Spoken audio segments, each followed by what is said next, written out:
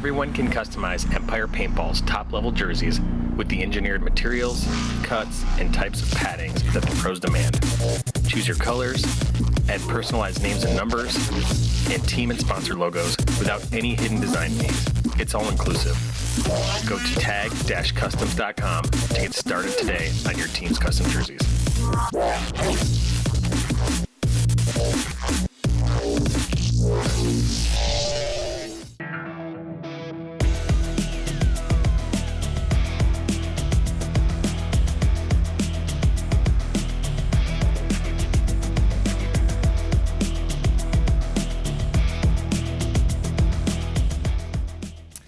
Welcome to The Breakdown, brought to you by PaintballAccess.com and in association with PB Nation. I'm Matty Marshall alongside Todd Martinez. So today we're going to be talking about the top killers in the PSP right now through 3 events. And also, man, we have the 4th event coming up. It's going to be crazy. The 8th through the 10th, the West Coast Open, Riverside, California. So much at stake at that event. So definitely mark your calendars for that. So Todd, the top killers, this is, to me, you know, yes, we have the Top Gun title, and that is over 6 different statistical measures. So this is just one of them. But I mean, this is like the holy grail of paintball stats, man. This is who's shooting who and how many kills do you have. So we got the top 10 right here. Number 10 on the list is Marcelo Margot, who has just been putting it down out there for the Los Angeles Ironman. And it's interesting because we have a 3-way tie actually at 8. So number 10 is Marcelo Margot, but how much has Marcelo Margot been impressing you this year? I mean, Marcelo Margot has stepped up. You know, we talked about this in the live breakdown. I mean, he's really been stepping up. It's a new role for him. You know, he's the leader of that team. Not only does he have to perform on the field, but in the pits, you know, with the help of Shane Pestana, their coach / player.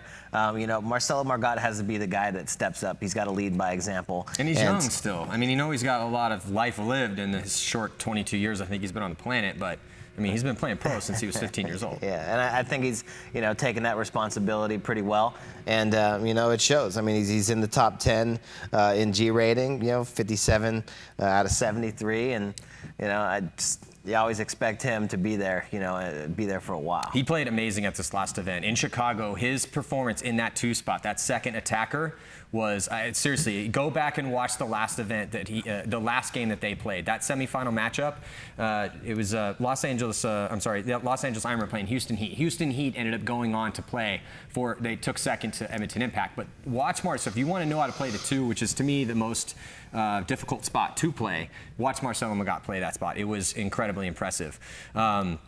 And also, when you're talking about total kills as well, Marcelo Margot is up there as well. 84 kills for him in 106 points. So that's pretty impressive on the year so far, which puts him at 8th overall when you're just looking at kills. You know, but right now we're talking about the G rating, which is how many kills do you average per point. And it's funny because when we started doing stats 3 years ago, we were kind of wondering what's that magic number.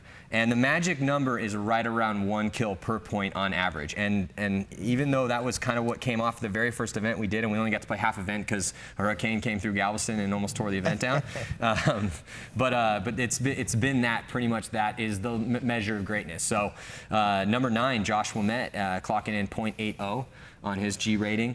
So Joshua Met definitely, you know, he's been doing some work out there too. Yeah, and he's been playing really solid for Impact this year, but just unfortunately missed the Chicago event. Otherwise, he would have higher stats. I guarantee it. I mean, he's one of the big factors that helped them, you know, with this resurgence, you know, getting everything back together, you know, his level of play at both the end of Dallas and MAO. But, you know, the team, you know, really getting together. But Joshua Met, you know, with a .80 G rating, is still pretty solid. Pretty solid. And then we head into 8th. This is a 3-way tie between Brandon Short, Chad Bougier, and Sergei Sholnaiskov. Both at all 3 of them are at a .81. So pretty stupendous. Yeah. And those 3 guys, you know, Brandon Short, Chad Bouchier, and Sergei Sholnaiskov play 3 different positions. Now, Chad did play the snake at the last event, and Brandon also plays on the snake side. But typically, Chad Bouchier is the one on the D side, and his burst speed is really what gets him to be a weapon out there. There's not a lot of guys in the game that can go from 0 to their top speed. Some guys are faster than Chad, but his ability to cover that distance between bunkers makes him a special player and is one of the reasons I think he's become such a consistent killer for Tampa Bay Damage over the years. And Tampa Bay Damage is definitely in the hunt. They're ranked 3rd overall heading into this last event. Sergey Sonaiskov, on the other hand, we've only seen him in the Champions League for one tournament so far, and it was a really bad tournament for Art Chaos. They did not win a game, but Sergey was the bright shining light, and because he was the bright shining light and he was the one doing damage control when everyone was dying, he put up those great kill numbers, and that's why he's in this list right now. And then Brandon Short, he's been the pace setter. He's been that he's kind of the that lead horse that starts out the tournament really well for San Diego Dynasty. Yeah, I mean, and being tied, that's a good group of people to be tied with, and all these players are only going to get better because they all play on, top tier teams. I feel like Art Chaos now coming back, for the second time this year into the Champions Division. I think we're going to see a whole different team than we did those first couple events. Mm-hmm. And Brandon Short and Chad Bougere, I mean, they're just so solid. That 0.8 what number is pretty high. But I fully expect to see those guys really dig in and get a lot of kills this next event. Yeah, speaking of killers, coming out of that 3 spot like we were talking about, which is the spot that Sergey Sonaiskov plays, Matt Sossman, Omaha Vicious. I mean, you got to be proud of him for for putting up enough stats to be number one, or I'm sorry, not number one, but in the top 10 for the Top Gun leaders heading into the next event, and also be, and that's one of the reasons he has that spot, because this is 30% over overall rating. Is how many guys are you killing? It's the most important stat in paintball, and he kills a lot of guys for you guys. The biggest thing you can ask for out of somebody is to be consistent and efficient.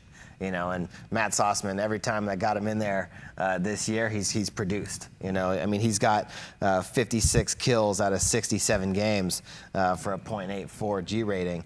And I mean, like I said, if you're getting me a kill at a tournament 90% of the time on the break, the amount of damage that you do, the amount of opportunities that you create for your teammates is just huge. And it's not surprising that he's sitting at number 7 behind a lot of really good players. But 0.84 G rating, he's only a couple points behind everybody in front of him.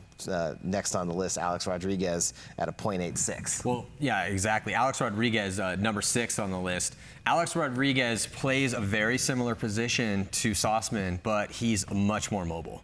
And I think that one of the reasons he's become such a weapon, I think that Sossman is a little bit better at my job is to do this, I'm going to do my job and let my guys do. But what Alex Rodriguez, and I think one of the reasons he's become such an awesome back player, is that his ability to launch up the center when the field layout permits it, as we saw in the first event. I mean, we could have put together just an Alex Rodriguez highlight reel of all the run-throughs he had in that first event. And he's also pretty young too, and a great success story because he was a big kid growing up. And Mikko Huhtinen from the Ironman went to him and was like, hey, and I think he got this from a couple guys. It was like, hey, if you lost some weight, man, you have an innate talent to play this game. So if you lost some weight and got your body in shape, like, you could be a top-level pro. He took that to heart, went out, got himself in shape, and now he's a top-level pro. Yep. I mean, we're sitting here talking about him being one of the best killers in all of the game right now. So that's an awesome success story, and that's totally what's possible when you put your mind to it. But like you always say, you have to have that desire to do it. You have to want to do that.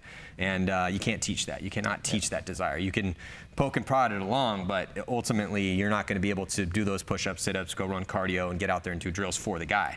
You can prod them to do that, but they got to go do it themselves. Yeah. So it's just awesome to see Alex Rodriguez, really step up and start to kind of, again, let's see how long he can keep doing this, but at the same time, man, smart kid, and loves paintball and enjoys traveling around the world. He's playing in Europe, and it's cool to see him on this list. And then the number 5th guy is kind of a little bittersweet right now because he's been fighting through a knee injury, but still in limited action, been able to put up a 0.87 G rating. It's Nicky Cuba from Los Angeles Infamous. Yeah, I mean, Nicky Cuba is, again, when I was coaching Infamous, my 3 solid guys, are all guys that could be front guys, but ended up playing that mid position: Bobby Aviles, Nicky Cuba, and Damian Ryan. And Nicky Cuba, the point is that, like, you can always depend on him. He's always solid. And if he catches fire, you better watch out. Mm-hmm. It sucks that he's been hampered by injuries. He came into this season in just great shape. We saw him in Dallas, and he was just a giant he was mega monster. But he was fast too. And he was fast. Yeah. And then, I think that he kind of re-injured it or re-aggravated it out in MAO. And then he re-aggravated even more out in Europe, too. Yeah, so, I mean, it's tough, but, you know, if there's anybody that's going to just grin and bear it, it's going to be Nicky Cuba. You know, try and fight through the pain and just try and keep playing. So, I talked to him a little bit. He wants to, fight it out for the rest of the season. Really feels like if he doesn't, then he'd be letting his team down by not trying to help get them back to the Champions Division. So, fully expect Nicky to be out there battling away at West Coast Open. Yeah, I mean, knowing Nicky, you're probably right. We'll probably see him out there unless the doctor chains him down to a chair and tries to amputate or something crazy. Yeah. But no, we sent our best thoughts out to Nicky. We've both played with him before, so. So next on the list is Franck Chambon from Moscow Red Legion, who is clocking in with a .88. Another guy that is pretty important to his team. All these guys are important to their teams. That's why they're on this list. But, with Moscow Red Legion, they've lost so many players over the past couple years in order to keep their franchise in competition level performance.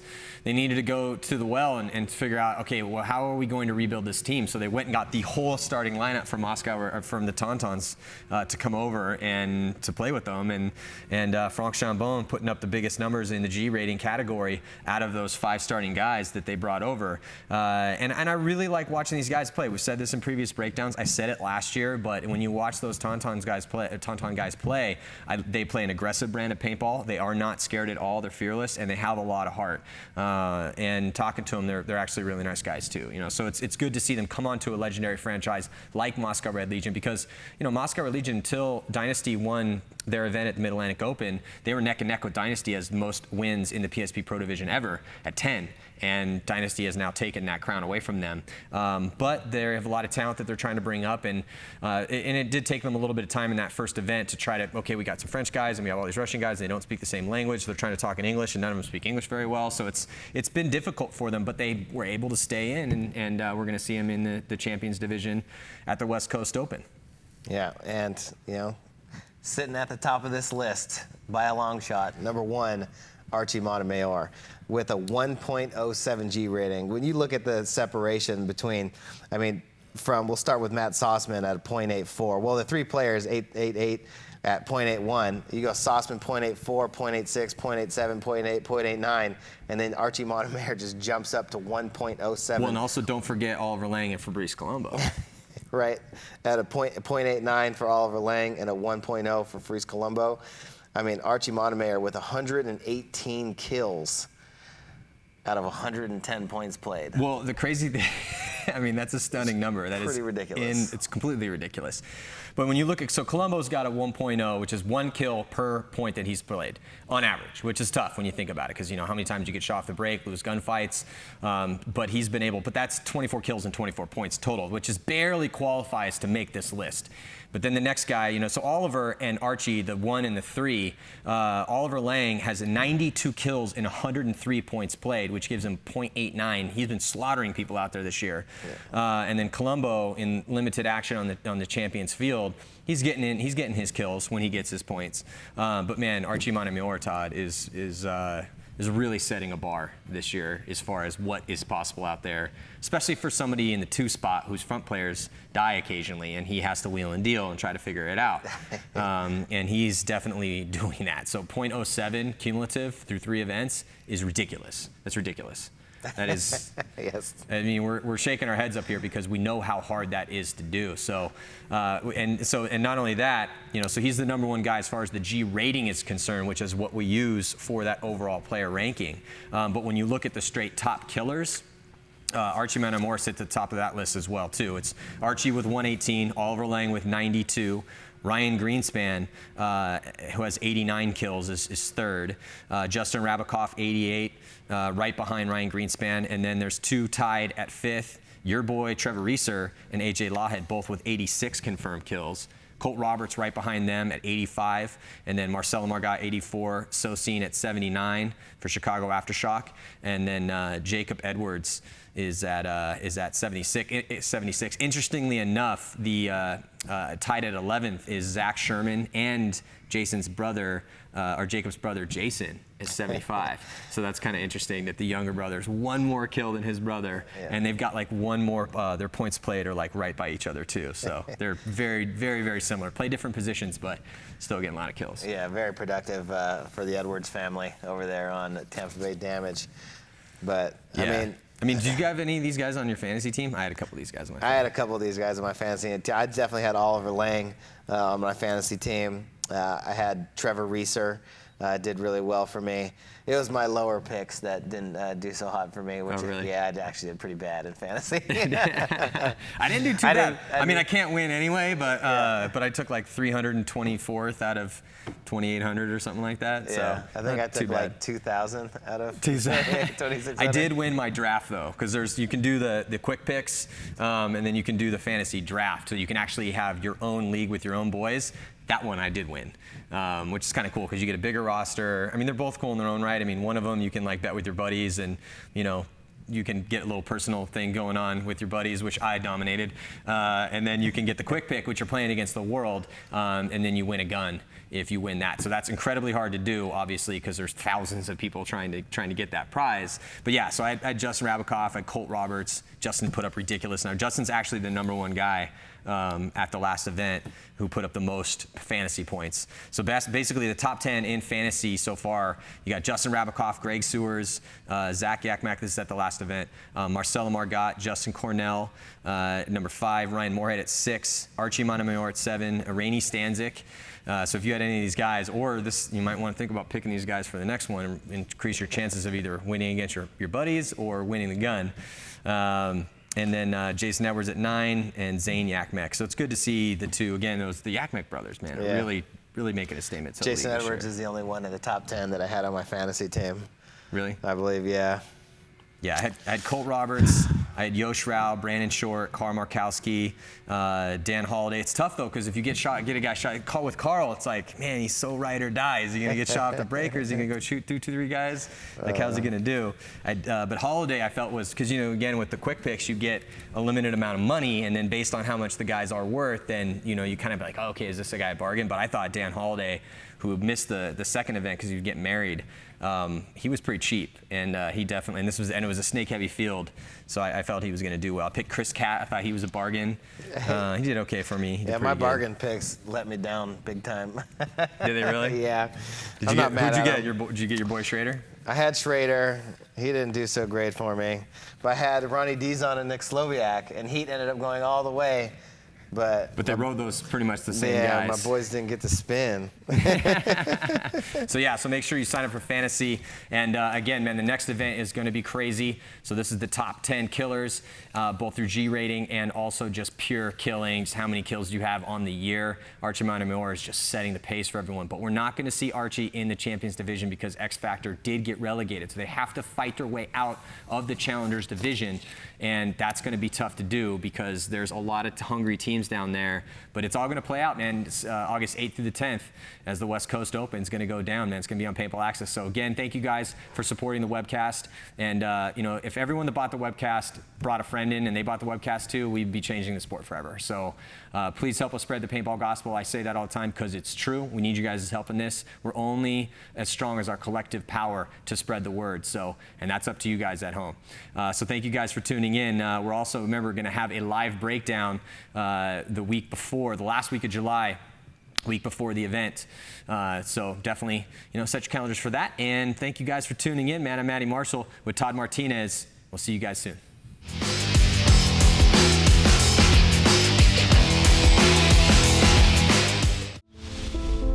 This is the Earth.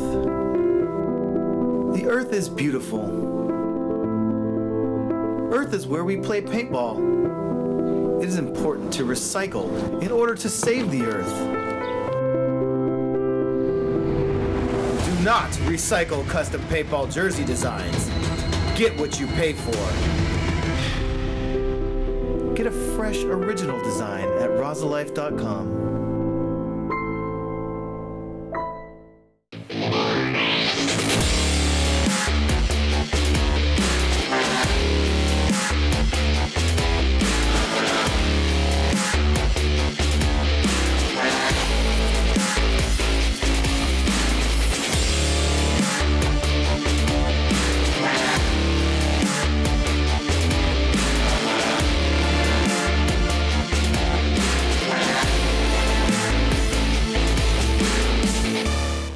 are massive opportunities, both with the sport of paintball and for your business. If we are successful in taking our sport to another level, unite with Paintball Access in our quest to elevate paintball and broadcast it to the world. There are advertising packages available for any size business. Join us. Advertise with PBA and help us change the sport for the better forever.